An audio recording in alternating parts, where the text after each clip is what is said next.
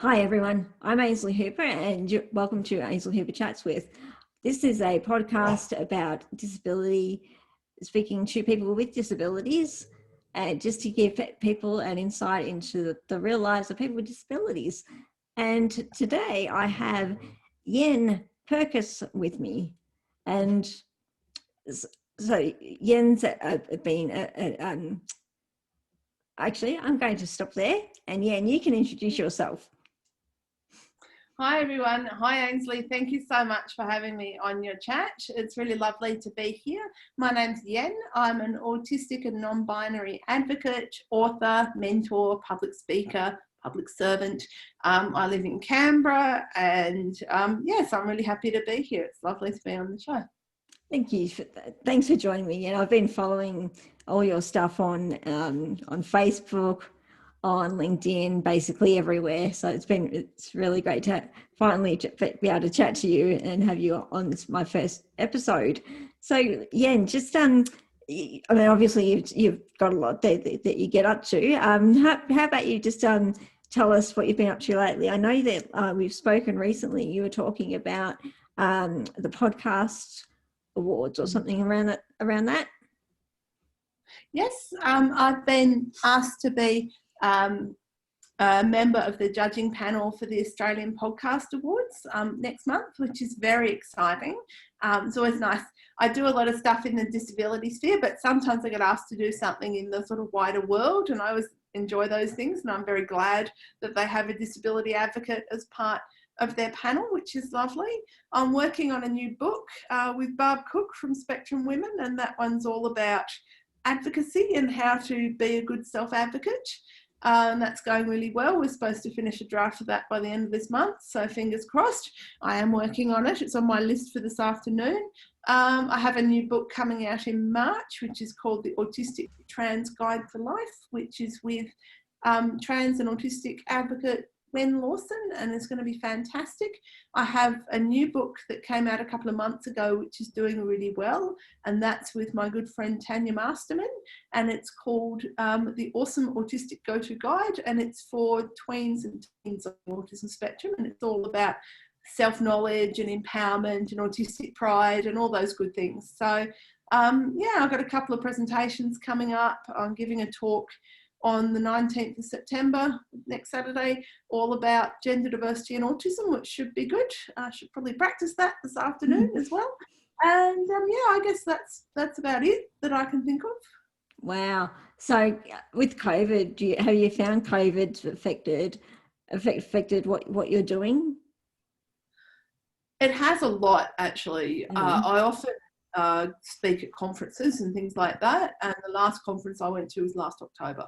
So there really have not been a lot of face-to-face events. I've done a lot of presentations on video and on Zoom, lots of panel discussions on Zoom, which has been really good. I did one for Vic Water for their new disability network called Water Able. So that was with a couple of other disability advocates, which is really fantastic.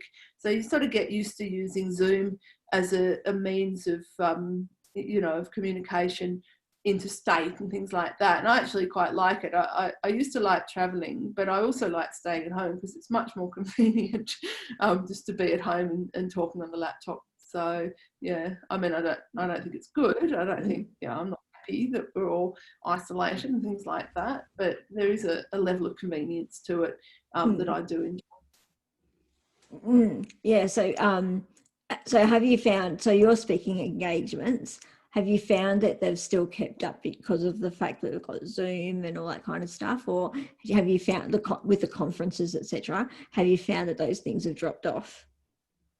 A couple of events that I was booked for have just been cancelled and they're not happening. Okay. A number of other events are still happening, but they're on Zoom, so or video. So, but something I was booked to speak at the Australian Human Resources Institute conference back in May, and that just got straight out cancelled. So I'm hoping when things get back to the way they were, that they'll book me again for that conference, because I was quite excited about that one. But yeah, a number of events that would have been face-to-face are now online. So I'm speaking at a neurodiversity and employment symposium next month, which is definitely online. Been on a couple of online summits, things like that. I've done some work with the ICANN network on Zoom and things like that. So yeah, it is. Some things are just gone, some things just not happening, but other things have been adapted for online. Mm-hmm. Would you say the majority has been adapted, or do you think it's still 50-50, or just interested from a disability perspective? Probably about 50-50, I would say. Yeah. So yeah, no, you and I were talking last week, and I'm very, very interested in your journey in regards to autism, because I remember you were saying that you weren't um, you weren't diagnosed until later on. So and that really fascinated me. So basically, for me, like the reason I wanted to start this podcast is I wanted to be able to give people a three-dimensional that may not have not seen it before, but a more three-dimensional idea of disability, and understanding that we're not just we're not two-dimensional, we're not just a stereotype. So I'd love you just to let us know a little bit about your journey being autistic, and how you came to be diagnosed, and what your experience has been in relation to that. Yeah, definitely. I mean, I'm 46, and so I'm the generation of autistic people who were pretty much all diagnosed as adults, and often more people are diagnosed later than I was. I was diagnosed at 20. So I knew when I was at school that there was something about me that wasn't like the other kids, because none of them liked me. I was very unpopular. I was very bullied. Because I was different and I was very academic. I actually enjoyed the academic side of school, and I liked coming first and things like that. It was the one positive attribute I had to my mind, was that I was very academic. But that made me very unpopular with a lot of the kids. So I knew I was different, and I was desperate not to be different, but I didn't know quite how to manage that. And I left home at 17. I had a lot of issues with my family. Not that there was anything wrong with them, but I just had a lot of arguments with them and stuff like that. So I moved out at 17 and got involved with some really dodgy people, and ended up, when I was 20, I ended up in prison. It's a long story. I'm not going to tell the long story, but I do have an autobiography called Finding a Different Kind of Normal, which tells you all about it. So when I was in prison, my mum met someone at her workplace who had a son who'd just been diagnosed with what was then called Asperger's. And this son sounded very much like me, my mum thought. So she organised a psychologist who was an expert in autism to come and diagnose me. And so I did all the assessment while in the visitor centre in Fairley Prison. And this clinician came in as a visitor. I'm actually connected with her still, and she said that, you know, she was quite intimidated to come into that situation.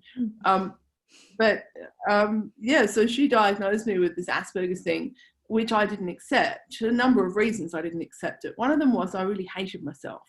And autism was very raw. It was a very personal thing, and it was very much, to my mind, very true. But I couldn't imagine it as being true because I hated it so much. I didn't want to have a disability. I really didn't.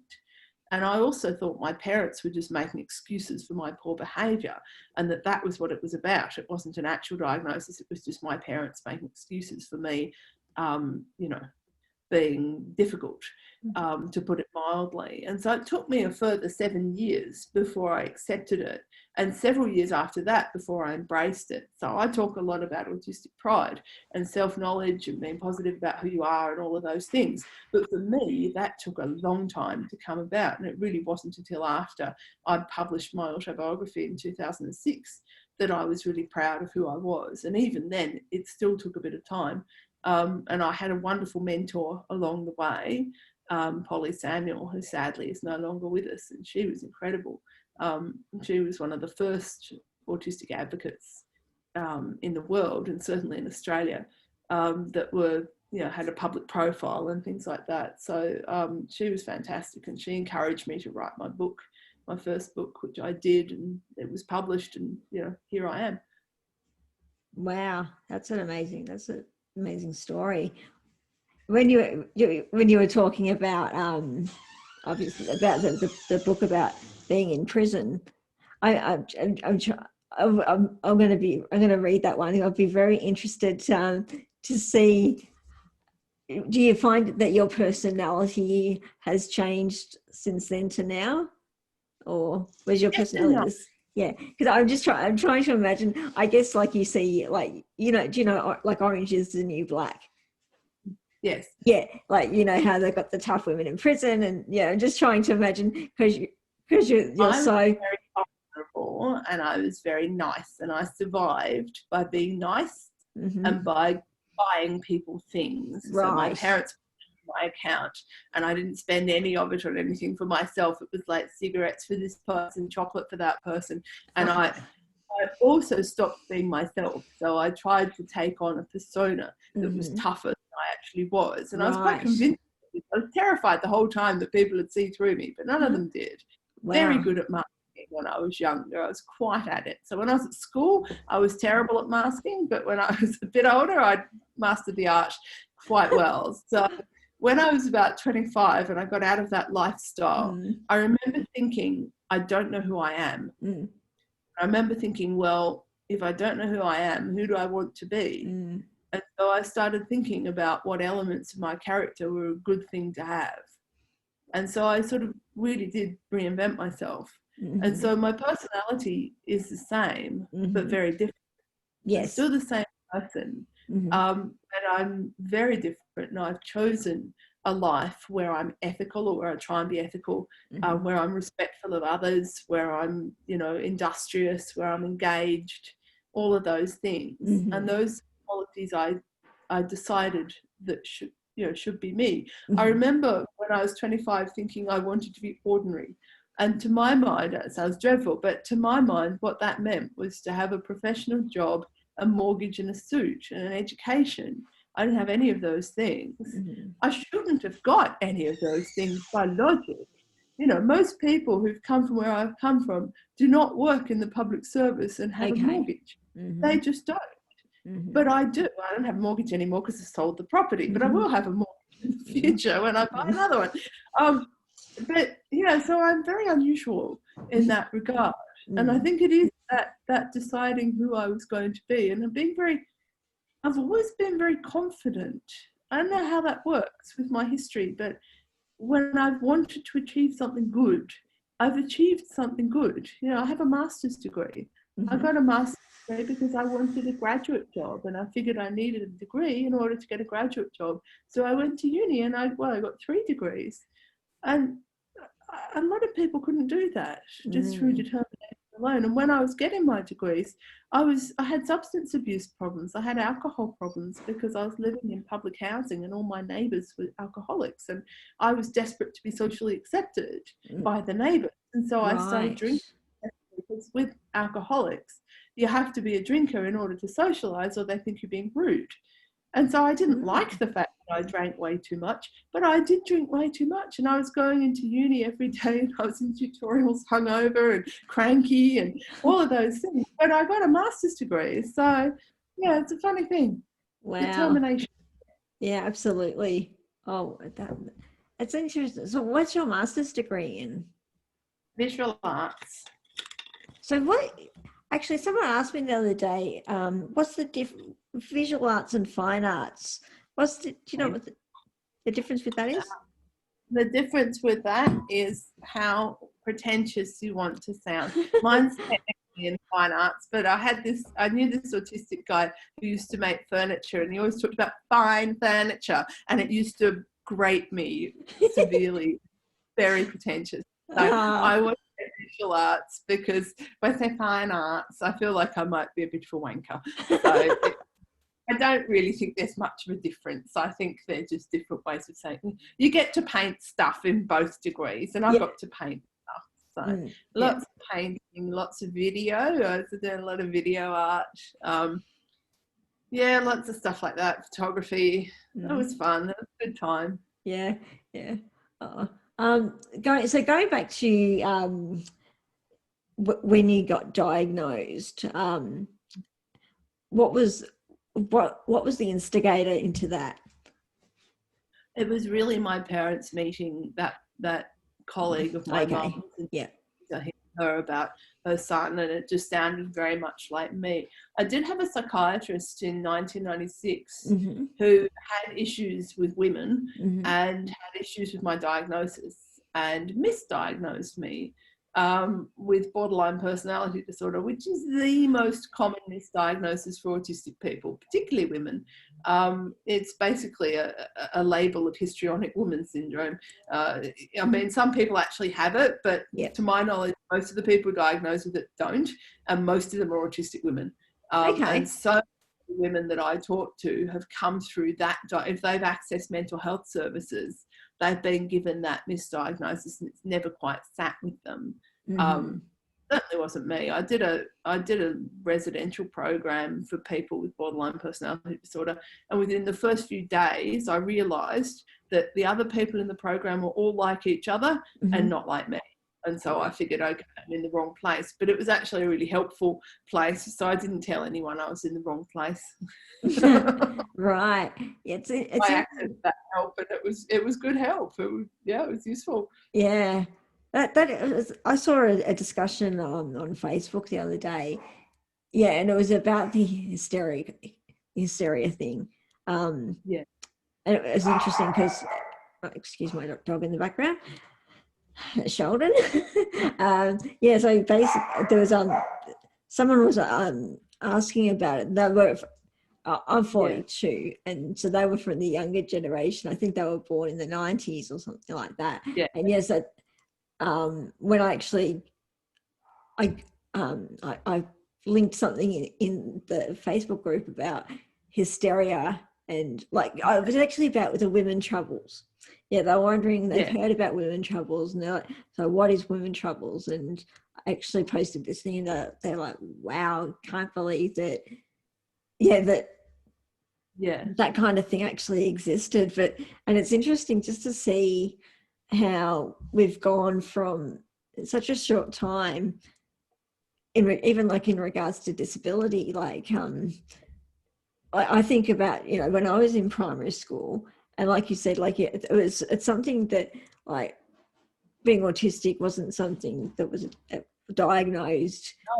No, it wasn't known about, really. Yeah, and I don't know about your experience, but I know for, like, when I was in primary school, there was children that clearly would have been diagnosed if that had been the case at the time, but they were considered to be troublemakers and all this kind of stuff.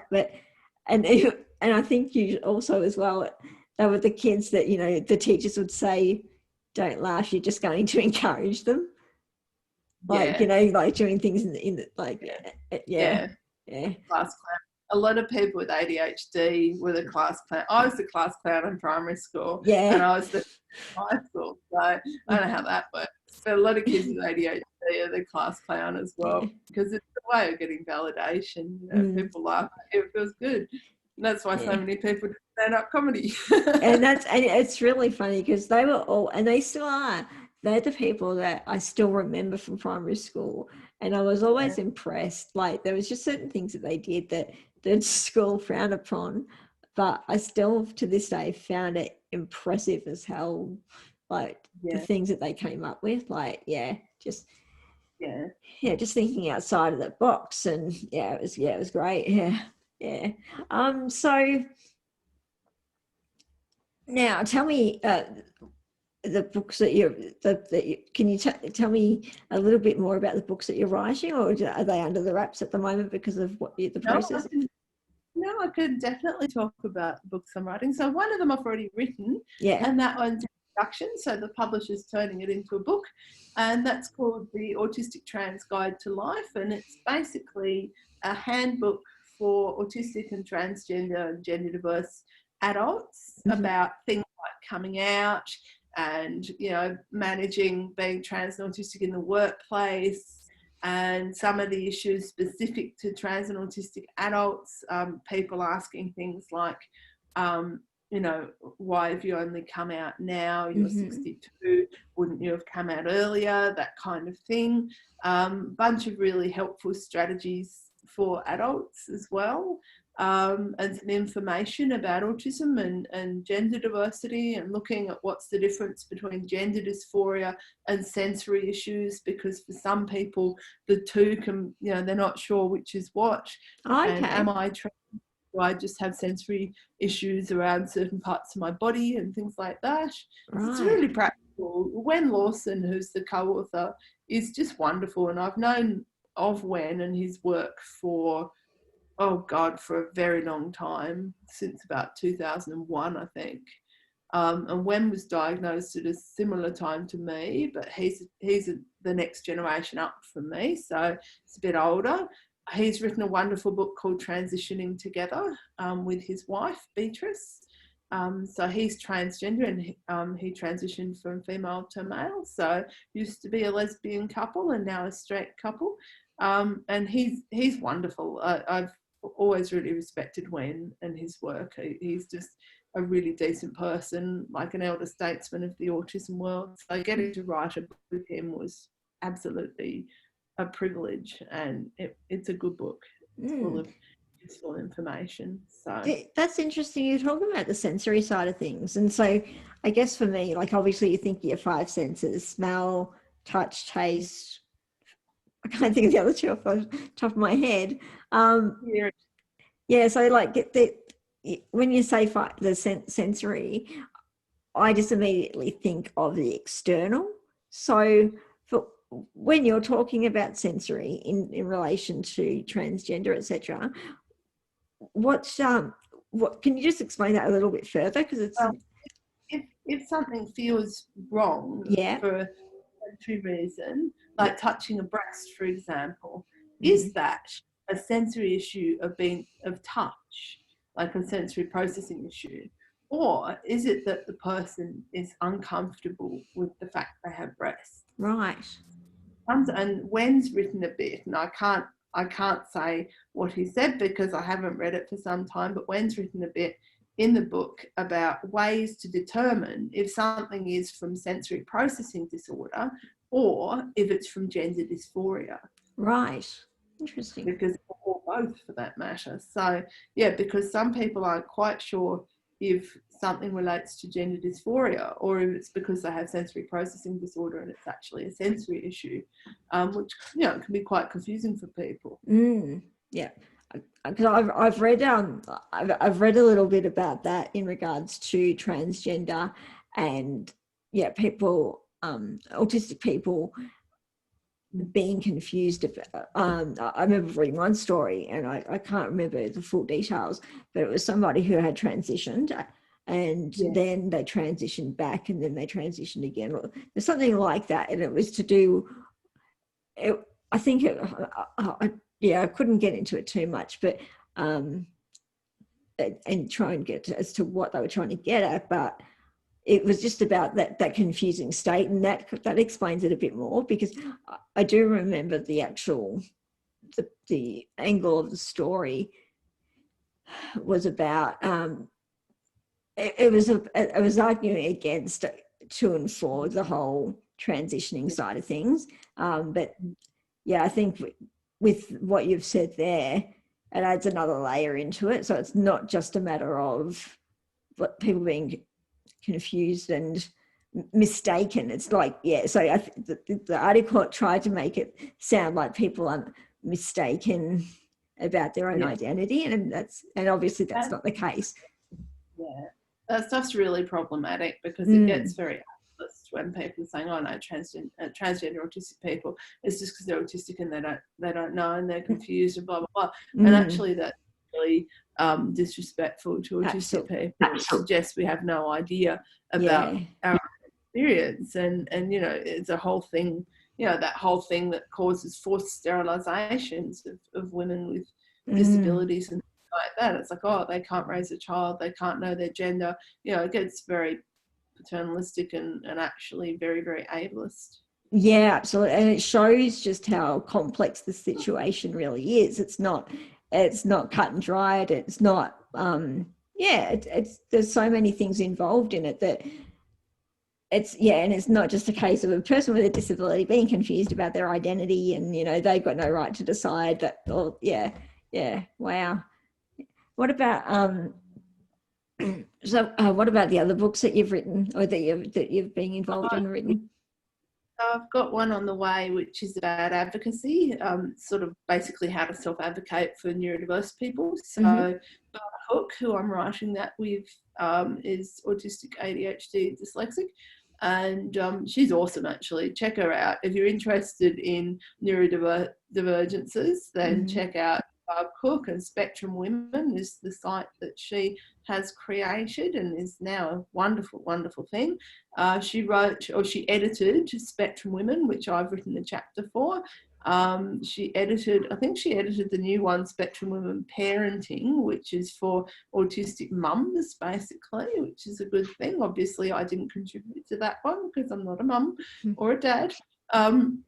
And yeah, so writing with her is really lovely, and it's just a practical advisory book about how to self-advocate. So talking about everything from setting up a Facebook group to talking to your family about advocacy stuff, and talking to your partner, work, education, things like that. Leadership, there's a whole chapter on leadership, which is really cool. And yeah, so that's good. We do need to finish that one, so that's on the list. And the ones that I've written, I've got 2 about resilience for parents of autistic kids, and it's 2 different age groups, and that's with Dr. Emma Goodall, who's a wonderful autistic advocate author who I've written 4 books with. I've got one that came out this year called Women on the Spectrum, which I also wrote with Emma, which is once again a practical sort of how-to guide in a question and answer sort of format. So it's pose a question, what do I do about moving out of home? And then we've answered that question. And there's about 150 questions in there that we've answered that are things that women and non-binary folks on the spectrum might have issues with and need advice. I do have an autobiography that came out in 2006. It's a little out of date now, but it's still good. I've got The Wonderful World of Work, which is an employment book for autistic teens. What else have I got? Oh, The Guide to Good Mental Health on the Autism Spectrum. It is what it sounds like. That's with Emma Goodall and Dr. Jane Nugent, that's my other bestseller, and the absolute bestseller is the Awesome Autistic Go-To Guide, which I mentioned before, with Tanya Masterman, and that's for kids, and it's all about positive self-knowledge and empowerment and pride and all of those lovely things. I've got chapters in a bunch of other books, which I won't list because we'll be here until midnight. Wow. Oh, so when you did your master's, did you have to write lots of articles to go into journals as well, or? Not so much journals. I had to write a thesis, but it was a coursework master's, so I did a lot of practical stuff, exhibition, things like that. So, but I did write a thesis, and I referenced my autobiography, which just came out in the second year of my master's. So it's pretty good to be able to reference your own book. I remember because I've done my, so to date I've done my honours anthropology honours degree, so I'm an applied anthropologist at this stage, and I remember I in honours I had to, I think it was honours, now hold on, it would have been, I had to write, because we did 4 coursework subjects, and then we did the thesis subjects. And I remember in the coursework subjects having to one of them was having to write a journal article, and it was one of the first ones where we had to decide for ourselves what we were going to write, as opposed to being told, this is what you're going to write, give us 2,000 words, that kind of thing. And then when I got to the thesis, I actually got to reference that because it had been published in a journal, and I was just like, I felt like I'd made it. I think I'm the only person that's ever cited it, but it's exciting. I was part of a couple of papers on autism and mental health, and that was pretty exciting because I'd never been in an academic paper. Yes, it's pretty cool. Of course, no one reads these things apart from other students. But I remember for a little while I was sort of like, I don't know about you, but like, do you look on Google and see there's a thing that tracks who cited you? I love that. Yeah, So no, My autobiography has been cited lots of times, and my nice. mental health has been cited lots of times, but none of the other ones. No academic is interested in my resilience guides for parents, sadly. They should be. They're awesome. Yeah, well, absolutely. Yeah. I just, I get all tingly when I think about all that kind of stuff. That's the geek in that absolute nerd in me with the academic stuff.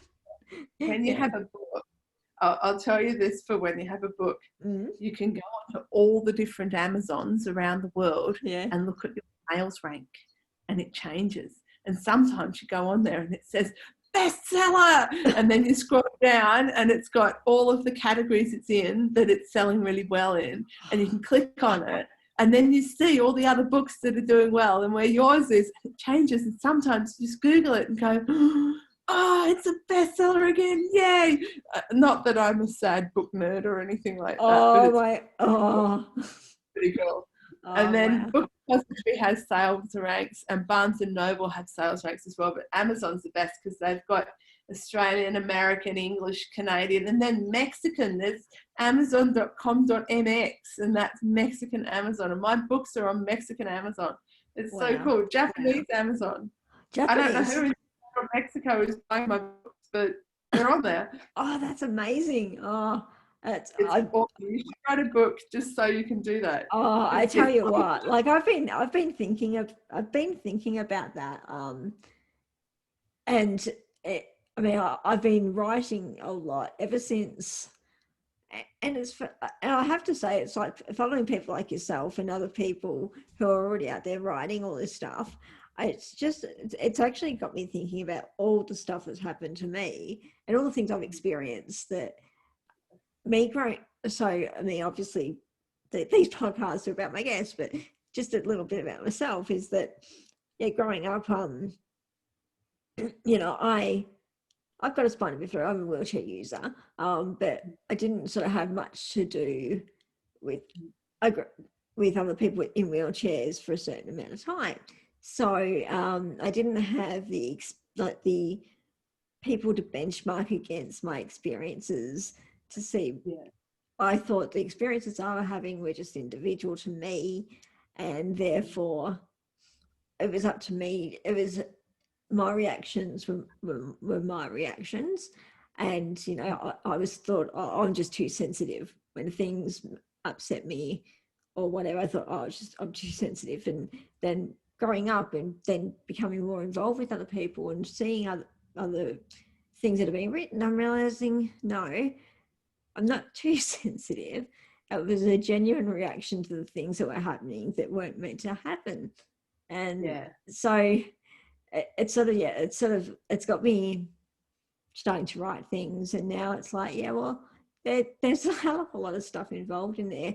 And that's actually I'm going back to do my PhD, and I was going back at the start, just before COVID hit and things started to happen. But so it's put off my application, but I am still going to go ahead and do it.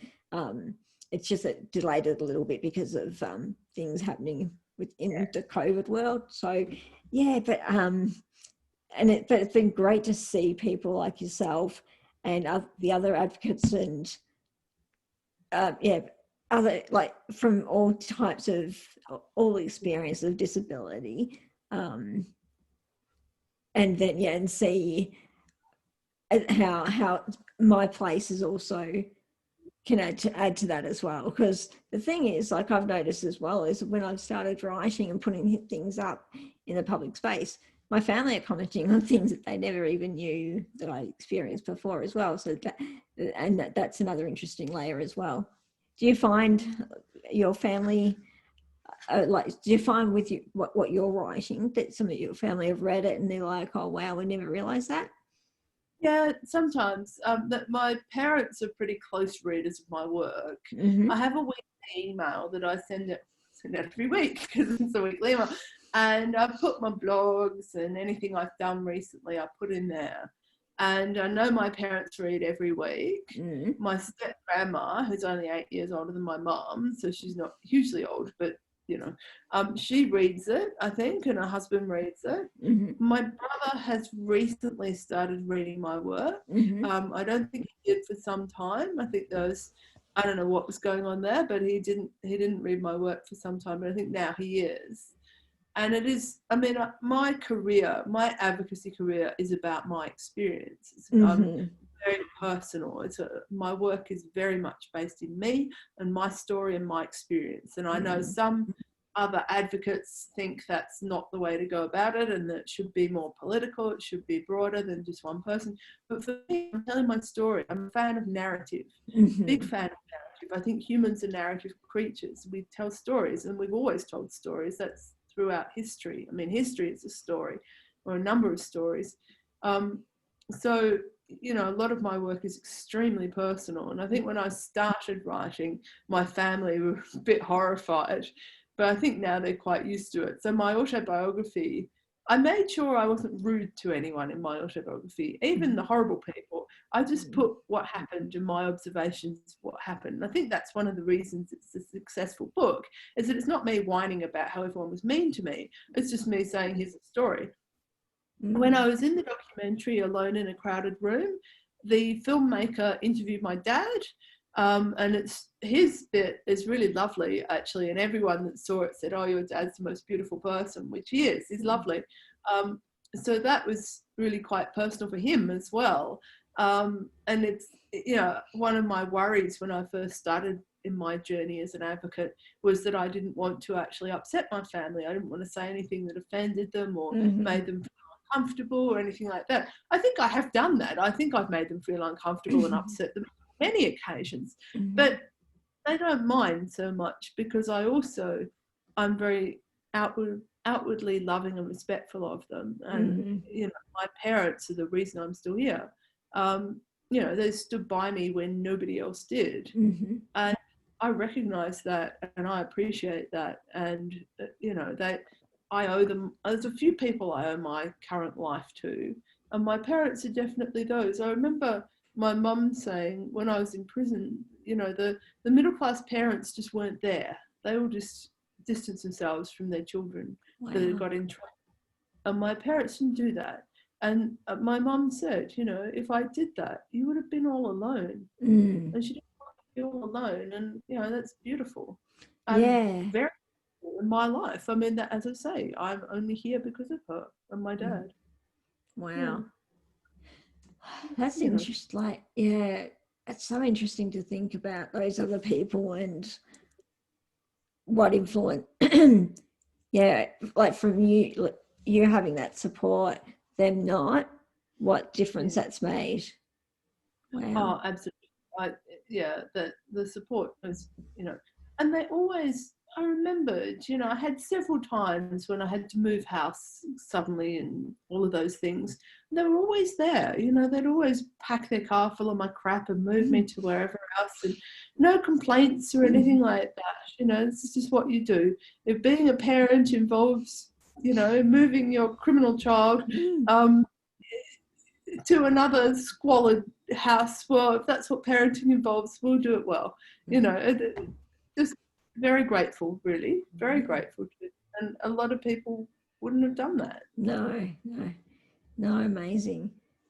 So again, I noticed, I'll start again. On my my blog or on my Facebook posts, etc., you would have noticed a while ago I did a post which was 10 things I want people to know about disability.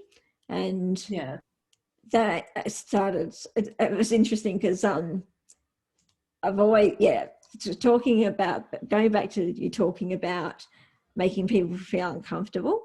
That's where I've started to let go of that, because yes, people do need to be, this is what I believe, people do need to be made to feel uncomfortable so that they can understand.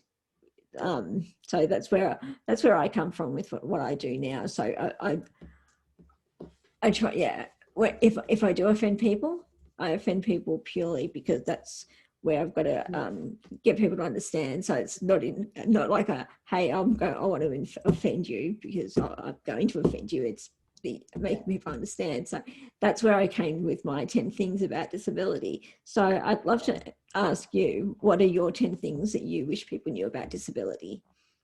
My 10 things are, firstly, that we are all different. It is not one size fits all. What works for one person doesn't work for everyone. Some disabilities are invisible. My disabilities are invisible. So a lot of people, you won't be able to tell just from looking at us that we might be having some difficulties, but it doesn't mean we're not. Avoid inspiration porn. Now, what does that mean? Well, inspiration porn is a term coined by the wonderful late Stella Young, who gave a wonderful TED talk. Can't remember the title of it, but it's something like "I won't be your inspiration." And inspiration porn is when, for example, someone said to me, "Oh, you go to work on the bus. Well done." Going to work on the bus is not inspiration. It's me getting to work. And that idea that if a person with disability does something that anyone else would do, it's somehow amazing and inspirational, and aren't you wonderful? There are parts of my journey which are genuinely inspirational, but getting the bus to go to work is not one of them. Don't talk down to us. We're not children. I was at an event at Parliament House a few years ago, and I was with some non-disabled people, and I was there as their guest in order to celebrate their organisation, and there were similar organisations being celebrated at this event. So there were lots of people to talk to, and a lot of them were very corporate, high-level, important people. Everyone's important, but, you know, people that think they're important, politicians like that. And I got talking to this woman who worked for one of the big banks, and we had quite a nice conversation. And one of the people I was with from the organisation we were celebrating was standing very close to me, and this bank person went up to my colleague and said, with full earshot of me, "Oh, she's very articulate, isn't she?" That's talking down to me. Even though she wasn't talking down to me, she was talking down about me, and it was not okay. We have the full range of genders, especially autistic people. We're very frequently gender diverse, but other people with disability as well. We're not all cisgender by a long shot. We have the full range of sexualities. We are not all asexual. That is really important. Sexuality is a political thing for people with disability. It is a political thing to have a sexuality in a world that thinks none of us do. We do everything that everyone else does as well. And it isn't inspiring all the time. When we're doing it, often it's just things we need to do. We need better representation. You know, when somebody in a TV show that's playing a wheelchair user is not a wheelchair user, that's not okay. When an autistic character is not being played by an autistic person, that's not okay. We need better representation across the board, not just in media and things like that, in politics and civic life, in academia, in the workplace. We need better representation because we're not there yet. We don't always need help. If someone says, "No, thank you, I don't need your help," then please respect that. We don't really need people forcing themselves to be helpful. We are very capable a lot of the time. We do incredible things. Even if we find doing incredible things difficult, we still do, and that's okay. And I've got an 11th because there was an 11th cropped up, which is probing questions. Don't ask probing questions. If you would not ask something of your mother or your auntie, please don't ask it of us. We don't need to be asked, "Ooh, how do you have sex?" That's not okay. That is really not okay. Probing questions, not cool. Even if someone is a close friend, it's still not cool. If you wouldn't ask it of your mum or your auntie, don't ask it of anyone. And that's my 11 things. Excellent. I love those. There's a couple of those that I'd love to talk about a little bit further. Firstly, the inspiration porn. So, and this is something that I kind of struggled with, is like, you know, saying, "Oh, you're so inspiring," like people telling me that. And because of the fact that there is that inspiration porn out there. It's hard to get people to understand without offending them that it's that what they're getting inspired by the wrong thing, and I think that a lot of it goes back to just how they've been brought up and that kind of thing, and this is what I think it's to do with the whole stereotype being two-dimensional, that they're surprised at those things. So there's I struggle trying to explain it to friends or to people what is what's okay and what's not, because then they get scared of actually saying things are inspirational, and things are like some things it's like, I'm happy, for example, like I do powerlifting, and I'm happy if someone's inspired by the fact that that I go out and do powerlifting or whatever, if they can see that and it makes them want to do stuff. How would you explain it to someone of what is and what's not? Like, I know you talked about the bus, the going to work thing, but like it's actually quite tricky to define, because sometimes one thing will be offensive and another time it won't, and it is quite a blurred line. If I feel icky when someone says, oh, that's so inspirational, often if it's a throwaway comment, it's like about something you're doing, oh, it's so inspiring. But yeah, it is really difficult, because sometimes someone can say it and it's like really not okay. And then other times someone can say a similar thing and it is okay. I think it's the intent with which it's meant. Yeah. I think it's like in a belittling way. It's like, oh, you shouldn't be able to do this, but you can, so I'm inspired. Yes, yeah. I feel sorry for able-bodied people in that particular respect, because it's such it's such a tricky line. Yeah, it is. And I think it's go with the feel. It's one of those things that feels wrong, probably is. But it is, I don't think there are hard and cut rules to this is inspiration porn, this is not. Often there's quite a blurred line, which is difficult, because then, you don't know whether you should pull someone up on it or whether you let it go. Often I just let it go, because I think, it's I don't have the energy or the spoons to argue with it. Yes, well, whatever. It's terrible. I'm an advocate. I should be constantly on. I should be constantly vigilant, but I'm not. I'm tired. Yeah, and that's another thing. Like talking about like being ableist and things like that. You know how like these at the moment this year, because of Black Lives Matters, we've seen a lot of changes in regards to dropping of band names because it referenced particular times. Like Dixie Chicks, they're no longer Dixie Chicks, are the Chicks, because Dixie referenced insulting. It was insulting to Black Lives Matters, etc.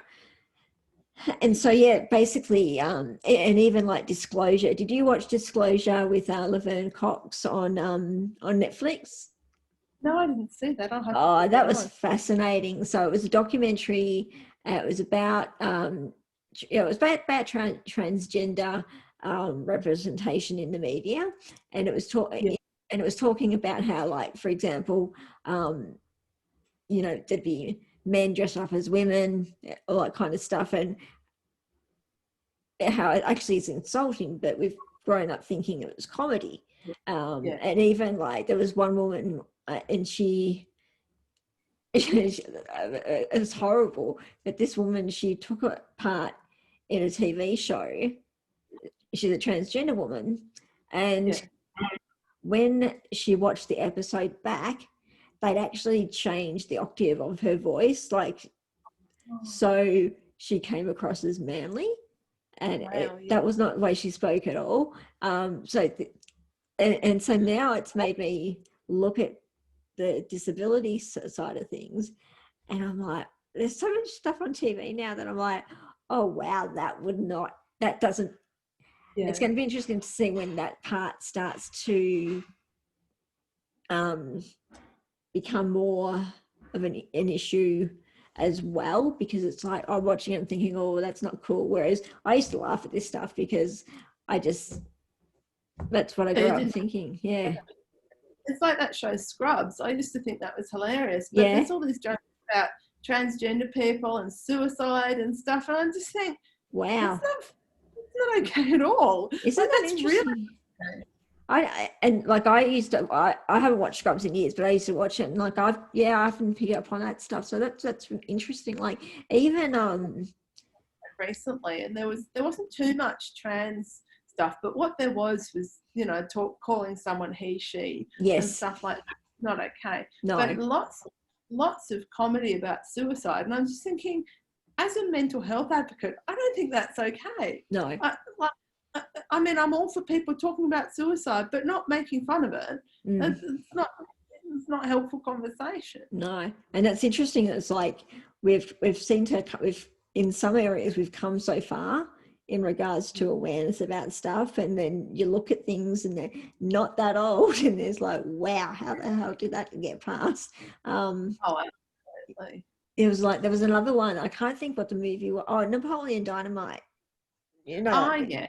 So yeah, that's an interesting one. You should watch that again, like now, like in current times, because watching it the first time it came out, thought it was hilarious. Watching it now, and it's actually really, to me, it's really sad. It's like this kid who's different, and everyone laughs at him, and it's just like, you know, it's like it actually made me really sad. I'm just like, nah, it's not cool.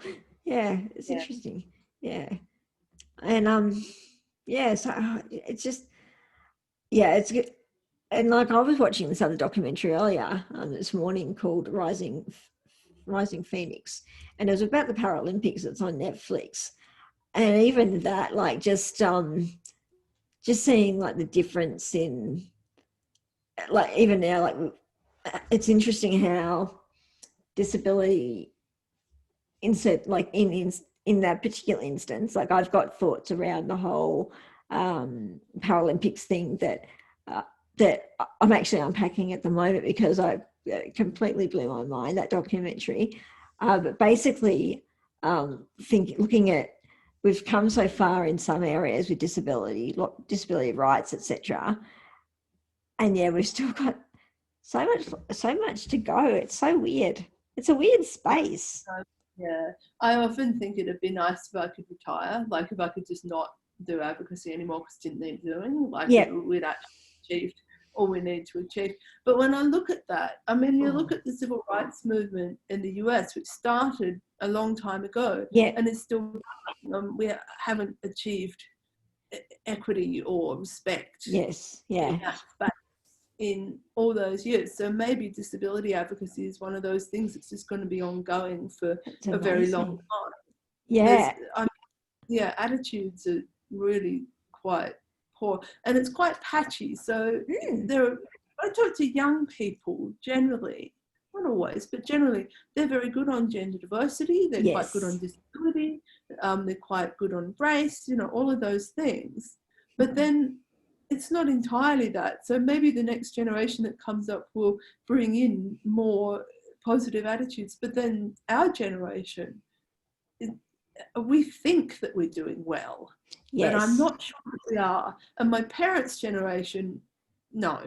Not that all baby boomers are prejudiced or anything like that, but there are definite cultural differences between the different generations around advocacy and equity issues.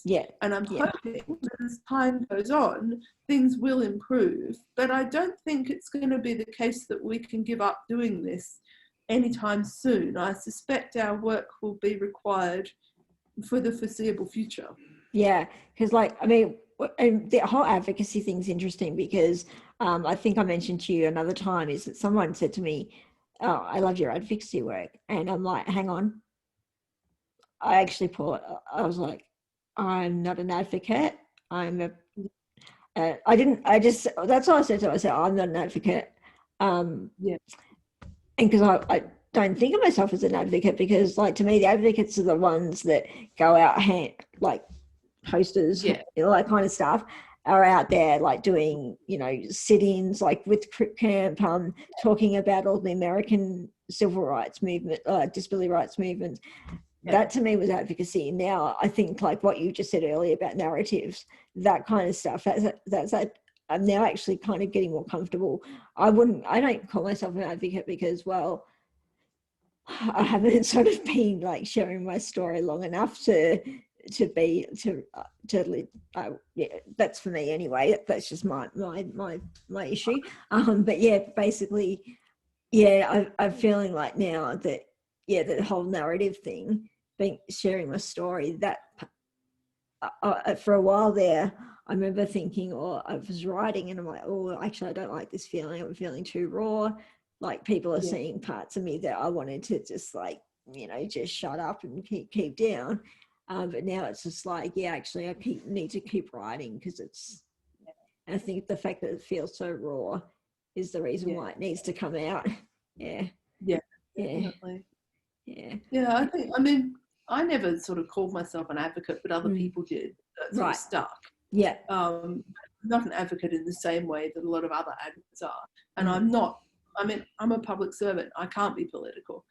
Yes, it's true. Not reflect well on my job, and I do love my job, and I don't really want to jeopardize that because it pays the rent, and I do enjoy it, and I'd be sad if I didn't have it to do.